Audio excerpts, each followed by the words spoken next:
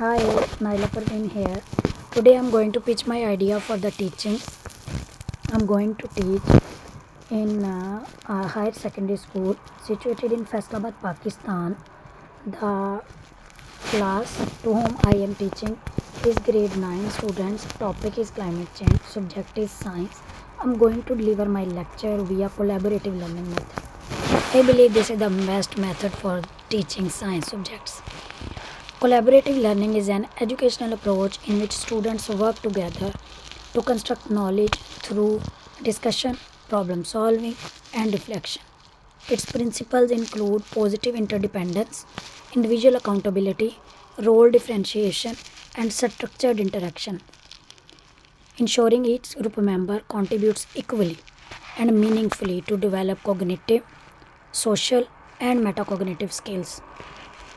In science, where most concepts are very complex, these principles help students to engage properly, actively with the peers. In Pakistan, the need for the collaborative learning is reinforced by the policy frameworks that emphasizes participatory and student-centered education. The National Education Policy 2017 promotes inquiry-based learning and skills for problem solving. The single national curriculum 2020 to 2023 encourages experiential learning and collaborative approaches in education. Furthermore, Pakistan National Climate Change Policy 2012 advocates integrating literacy in education to get aware the students with the climate. So in science, collaborative learning aligns with all these policies, fostering critical thinking, and teamwork for critical thinking and the climate awareness. Here is an concrete example of grade 9 students. Student form four groups assigned roles with one is data collector, researcher, analyst, and representator. Over 2 weeks, students collect data from the surroundings, neighborhood, and school and compare their data collection with national statistics and proposed mitigation strategies and the solutions. The students also use scaffolding technique in their data collecting activity. This approach also have a theoretical basis, and the best example is Vygotsky constructivism. The constructivist theory, this pedagogical approach, in which Vygotsky totally believed that learning cognitive development is fundamentally a social activity. He believes a person firstly learn in a more knowledgeable adults and peers, then he can analyze the education. The zone of proximal development (ZPD) framework also have a gap. What a student show the gap. What a student or person can learn individually and what he can learn in the group of the other members. When these the example that I have quoted already, where the students collect data, now I'll explain it.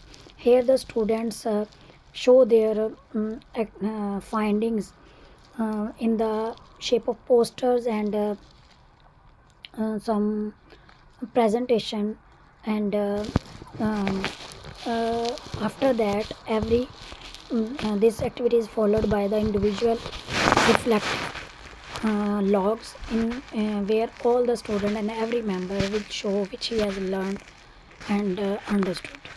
So Vygotsky examples just justify that how the person firstly learn in the group or in the company of the more knowledgeable people, and then inwardly or internalize the scientific reasoning, and then he will be able to show this all. So Vygotsky also believed that Language is the primary tool for the cognitive development. So, the exploratory talk, reasoned critical thinking in the group also show that language tells and helps the students to learn more while engaging with the peer or the groups.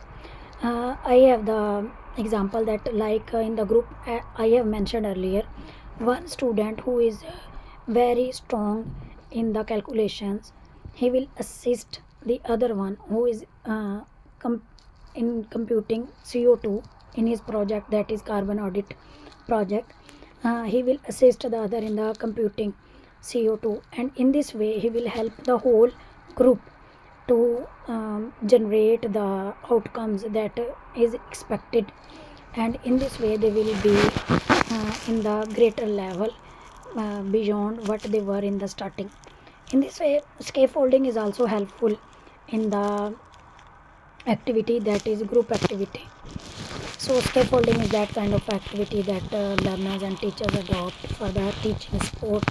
It helps the students to get knowledge with the peers firstly, and when they will be able with firstly they are added or assisted with the prompts, questioned, assisted questions, but after when they will get the competence, all the things will get removed. Okay, this was the approach that was clearly justified by the Vygotsky's theory, that he believes in higher mental approaches are gained by the company of the peers, and they just get it alive. Now I am going to give some evidence-based research. Here I have some data. I'm going to show that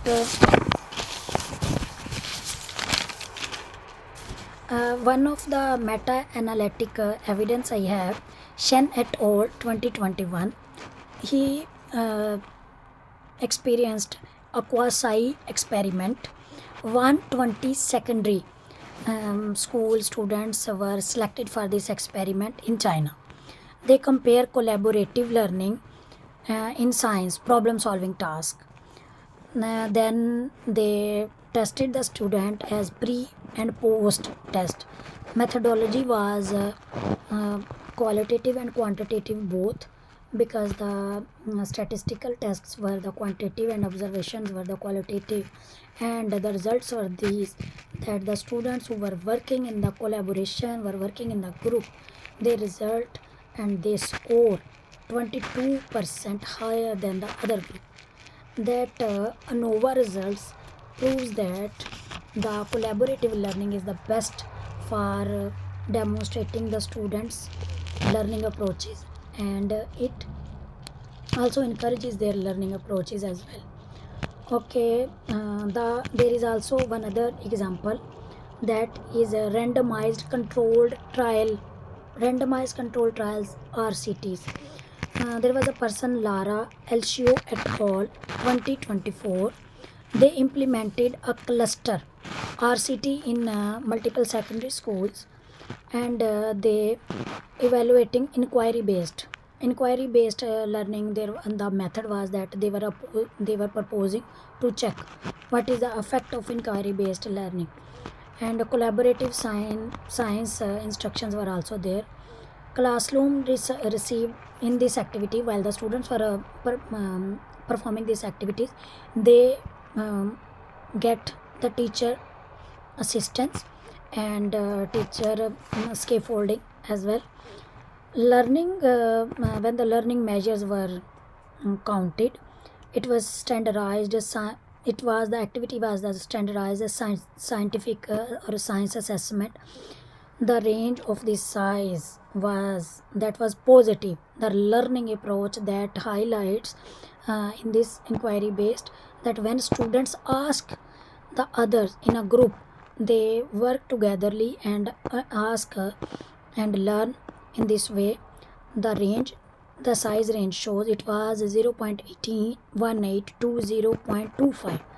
That massive result, encouraging result, indicating meaningful gains, and in this way we can say this is the best way, and the methodology that the RCTs groups adopted was the cluster randomization, pre and post assessments. Firstly, they were also assessed what is the learning of the individual learners, and after that, inquiry based learning, what they get more.